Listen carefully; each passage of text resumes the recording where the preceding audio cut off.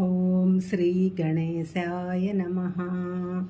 ఓం శ్రీకృష్ణ పరబ్రహ్మణే నమః. భాగవతం సమస్త గురుమండలికి హృదయపూర్వక ధన్యవాదాలు తెలుపుకుంటూ భాగవతం చదువుకుంటున్నాము.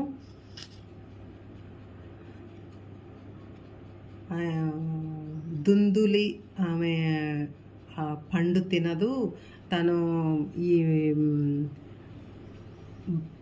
బిడ్డల్ని కంటే చాలా బాధ అని తను భర్తకి చెప్పకుండా పండు దాచేస్తుంది. తర్వాత తన చెల్లెలు వచ్చేసరికి తను చెప్తే ఇలా అని ఆమె గర్భం వస్తుంది. అందుకని ఆ పండుని ఆవుకు పెట్టేస్తుంది. ఆ ఆవు ఒక మగబిడ్డను కంటది. అదే గోకర్ణుడు అనే ఆవు చెవులు మనిషి రూపంగా అలా కంటది. అప్పుడు ఆ ఆవుకు కూడా గోకర్ణుడు అనే పేరు పెడతాడు ఆత్మదేవుడు. ఇద్దరి బిడ్డల్ని కూడా, ఆ చెల్లెల బిడ్డని ఆవు బిడ్డని, ఇద్దరి బిడ్డల్ని సమాన ప్రేమతో పెంచుతుంటారు. గోకర్ణుడేమో చాలా బుద్ధిమంతుడై సకల విద్యా శాస్త్రాలు ఎంతో భక్తి శ్రద్ధలతో అభ్యసిస్తాడు. దుందుకారుడు మాత్రం దుష్టుడై దొంగ అయి ఆస్తిని అంతం చేసి ఇంటి నుంచి పారిపోతాడు. అంటే చెడు వ్యసనాలకి బానిసయి ఇంటి నుంచి పారిపోతాడు. భ్రష్టుడైన పుత్రుని గురించి చింతిస్తూ తల్లిదండ్రులు తీవ్రమైన శోకంతో కృషించి మరణించారు. గోకర్ణుడు తీర్థయాత్రలకు వెళ్తాడు. ఆవుకి పుట్టిన ఆయన గోకర్ణుడు తీర్థయాత్రకు వెళ్తాడు. దుందుకారుడు పట్టణాల్లో తిరుగుతూ ఆయనేమో వేశ్యలోలుడై దొంగతనాలు చేస్తూ పట్టుబడుతూ తప్పించుకుంటూ చివరకు వేశ్యల చేతనే చంపింపబడి ప్రేతాత్మగా తిరుగుతుంటాడు. గోకర్ణుడేమో తీర్థయాత్రలు ముగించుకొని తిరిగి వచ్చి ఇంటిలో నిద్రిస్తుండగా ఒకనాడు భయంకర ఆకారంతో ఆ ప్రేత ఆత్మ ప్రవేశిస్తుంది ఆ ఇంట్లో. అతడు మంత్రజలాన్ని ఆ ప్రేతంపై చల్లిన వెంటనే అది ఇలాగా మాట్లాడుతుంది అన్నమాట.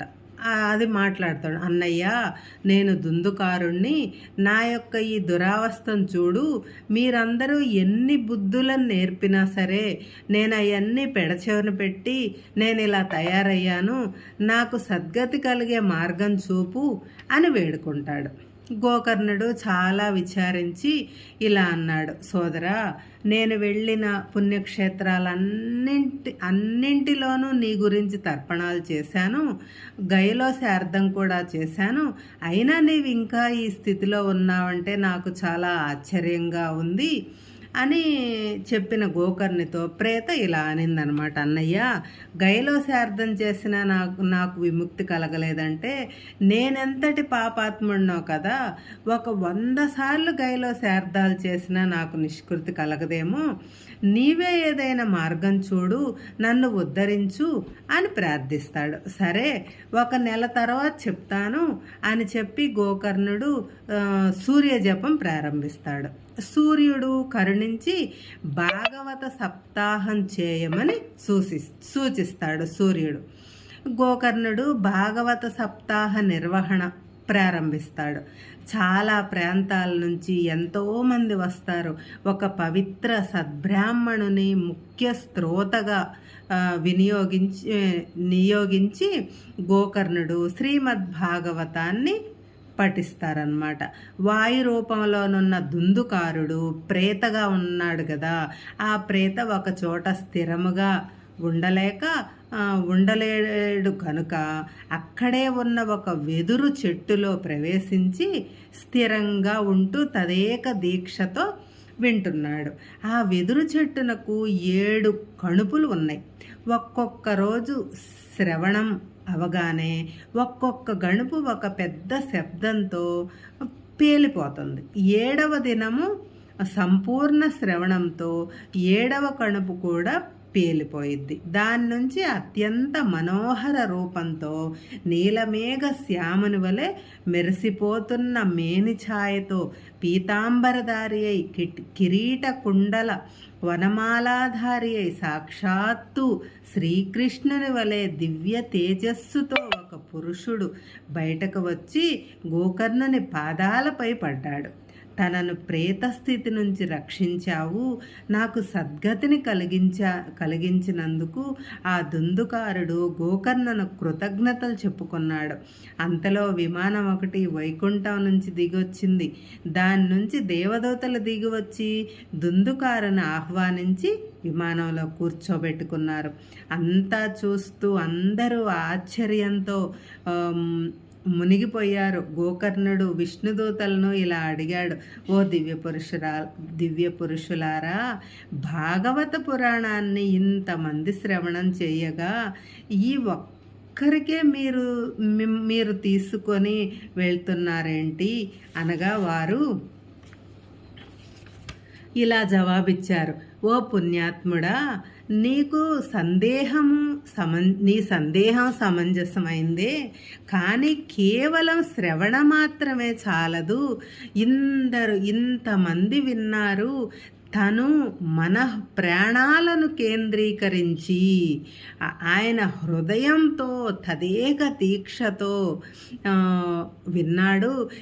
ఇంతమంది ఉన్నారు, ఎంతమంది విన్నారు. శ్రవణమే కాకుండా మననం కూడా చెయ్యాలి. శ్రీకృష్ణ లీలాతత్వంలో కలిసిపోవాలి. ఈ ప్రేత ఆ విధంగా చేసి ముక్తినే కాకుండా వైకుంఠ ప్రాప్తిని కూడా పొందింది. అన్యథా శరణం నాస్తి త్వమేవ శరణం మమ అని ఆత్మార్పణం చేసుకోవాలి. నీవు ఇంకొక భాగవత సప్తాహం అనన్య దీక్షతో చేస్తే నీవలే శ్రద్ధాభక్తులున్న ఇంతమంది కూడా వైకుంఠ ప్రాప్తిని పొందగలరు అని చెప్పి వైకుంఠ దూతలు దుందుకారుని తీసుకొని వెళ్ళిపోయారు. గోకర్ణుడు విష్ణుదూతలు చెప్పినట్టుగా దీక్షతో మళ్ళీ శ్రీ భాగవత సప్తాహాన్ని నిర్వహించాడు. ఈసారి సాక్షాత్తు శ్రీహరియే వచ్చి గోకర్ణుని శ్రద్ధాభక్తులతో శ్రవణం చేసిన ఇతర స్తోతలను కూడా శ్రీకృష్ణ స్వరూపులుగా మార్చి తనతో వైకుంఠధామానికి తీసుకొనెళ్ళారు. ఇంకా కలి ప్రవేశం అయిన తర్వాత నారద మహర్షి రామేశ్వరం, ప్రయాగ, హరిద్వారు, కురుక్షేత్రం మొదలైన పుణ్యక్షేత్రాలను దర్శించి ప్రజలు స్వార్థపరులై దురాశ ద్వేషపూరితులై దుర్మార్గులై ఉండటం చూసి ఖిన్నుడై బృందావనం వెళ్ళాడు. అక్కడ ఒక యువతి తన 2 కుమారులతో కనిపించింది. ఆ బాలురిద్దరూ ముసలివారిలాగా కనిపిస్తూ నిద్రమత్తులోనున్న వారిలాగా ఉన్నారు. ఆ యువతి పేరు భక్తి, బిడ్డల పేర్లు జ్ఞాని, విరాగి. తన బిడ్డల యొక్క అస్వస్థతను పోగొట్టుము అని ఆమె నారదుని వేడుకుంది. నారదుడు తనకు తెలిసిన వేద మంత్రాలు ఆ పిల్లల చెవులకు ఉచ్చరించి వినిపిస్తాడు. అయినా వారిలో ఎలాంటి మార్పు కనిపించలేదు. ఇంకా ఆమె చింతాక్రాంతుడై దిక్కుతోచక దైవధ్యానం చేస్తాడు. సత్కర్మ చేయుము అని ఆకాశం నుంచి వినిపిస్తుంది. ఏమి చేస్తే సత్కర్మ అయ్యి ఆ బిడ్డల రోగ నివారణమవుతుందో ఊహించలేక నారదుడు బదరీధామం వెళ్ళి అక్కడ సనక సనందాది ఋషులను కలుసుకుని వారిని అడగగా వారు ఇలా బదులు చెప్పారు, నారదా, మరచిపోయావా? నీవే కదా వ్యాస మహర్షికి సలహా ఇచ్చింది. భగవల్ లీలా విశేష గాథలతో భాగవత రచన చేస్తే అన్ని అశాంతులు తొలగిపోతాయని జ్ఞప్తికి తెచ్చి భాగవత సప్తాహాన్ని నిర్వహించి అందరినీ తరింపజేయమని చెప్పారు. నారద మహర్షి సనక సనందనాదులతో కూడి హరిద్వారంలో గంగానదీ తీరానున్న ఆనందవనంలో భాగవత సప్తాహాన్ని నిర్వహించటానికి వెళ్ళాడు. అన్ని ఏర్పాట్లు చేయబడినవి. బిడ్డలను తోడుకొని భక్తికాంత ఆమె అక్కడకు వచ్చింది. భక్తికాంత అతి పారవస్యంతో శ్రీకృష్ణ గోవింద హరే మురారి హేనాద నారాయణ వాసుదేవ అని పాడుకుంటూ ప్రదక్షిణలు చేస్తూ నామ సంకీర్తన చేయసాగింది. భాగవత పురాణ శ్రవణ ఫలితంగా ఆమె పుత్రులైన జ్ఞాని విరాగి తమ సహజ రూపాలను పొందారు. సుఖ మహర్షి కూడా అక్కడకు వచ్చాడు. ఇందరు భక్తులు మహర్షులు సమావేశమయ్యున్న పుణ్యస్థలికి శ్రీమన్నారాయణుడే స్వయంగా విచ్చేశాడు. ఆయనతో పాటు మహాభక్తులైన ఉద్ధవ, ప్రహ్లాద, అర్జున, మహాబలి మొదలైన అనేక మంది వచ్చారు. శివపార్వతులు, బ్రహ్మదేవుడు కూడా వచ్చారు. భక్తికాంతకు జ్ఞాని విరాగులకు దివ్య రూపాలు ఇవ్వబడ్డాయి. భక్తుల అంతరంగంలో భక్తి సదా సర్వదా నివసించేటట్టు వరమివ్వబడింది. ఇందరి ఆనంద సందోహాలను తిలకించిన శ్రీహరి సంతసించి వరము కోరుకోమనగా అందరూ ఏకగ్రీవంగా ఒకే వరాన్ని కోరుకున్నారు. శ్రీహరి ఈ భాగవత సప్తాహ పురాణ శ్రవణం చేసిన వారందరి హృదయాల్లోనూ నీవు నివసిస్తుండేటట్టు వరము ప్రసాదించాలి ప్రభూ అని ప్రార్థించారు. తదాస్తు అన్నాడు శ్రీమన్నారాయణుడు. ఓం హరి ఓం తత్సత్. శ్రీమద్భాగవతం పోతన గారి దైవస్తుతి. లోకరక్షణ కర్తవ్యాన్ని వహించిన వాడు భక్త పరిపాలనమే ఒక కళగా చేపట్టి వినోదించేవాడు. దానవుల ఉద్ధృతిని అరికట్టేవాడును. లీలావలోకన మాత్రము చేతనే విలాసంగా తిప్పే కళ్ళ నుంచి బ్రహ్మాండాలను ఉద్భవింపజేసేవాడును అయిన మహానందుని నందరాజు యొక్క ఇల్లాలి ముద్దుల బిడ్డడని బాలకృష్ణుని శ్రీ కైవల్య పదాన్ని పొందే కాంక్షతో నేను ధ్యానిస్తున్నాను. పోతన గారు ధ్యానిస్తున్నారు. చేతిలో త్రిశూలమును, మెడలో కపాలమును, శిరస్సున నెలవంకను ధరించి లీలాతాండవలోలుడైన పరమశివునకు శిరస్సు వంచి భక్తి పురస్సరంగా ప్రణామము చేస్తున్నాను.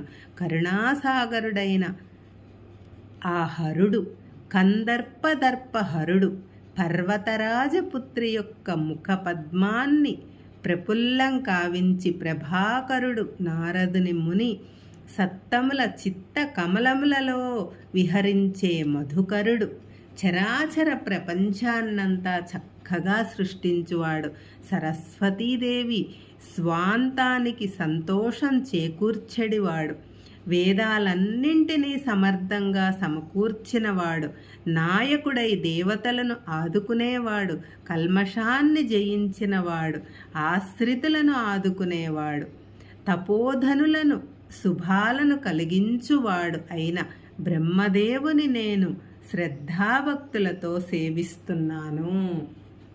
హిమగిరి నందిని యొక్క హృదయానురాగాన్ని పొంది కలిదోషాలను తొలగించి ప్రపన్నులనానందింపజేసి ఆశ్రితుల విఘ్నులతలను ఛేదించి మధుర భాషణములు చేసి అశేష జనులనానందింపజేసి మోదకాలను ఆరగించి మూషికమును అధిరోహించి ముదమును కలిగించే వినాయక దేవునకు మ్రొక్కుతున్నాను.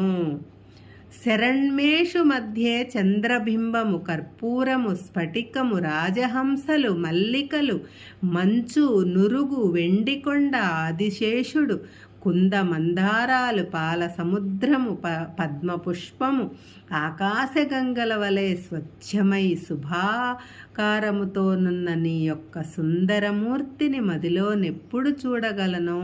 తల్లి భారతి, అమ్మలందరికీ అమ్మ, ముగ్గురమ్మలకు మూలమైన అమ్మ, అందరమ్మల కన్నా అధికులైన అమ్మ, అసురుల అమ్మ, కడుపును చిచ్చు పెట్టిన అమ్మ తన్ను మనస్సులో నమ్ముకున్న దేవతల తల్లుల యొక్క చిత్తములలో నిలిచియుండే అమ్మ, దయాజలనిధి అయిన మాయమ్మ దుర్గా భవానీ నాకు మహత్వ కవిత్వ పటుత్వ సంపదలిచ్చుగాక.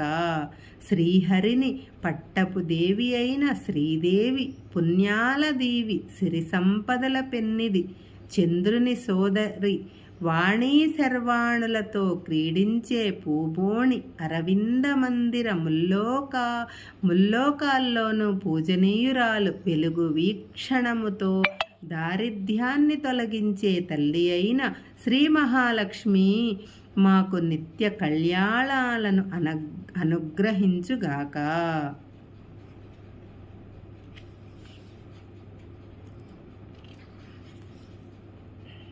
హరే కృష్ణ.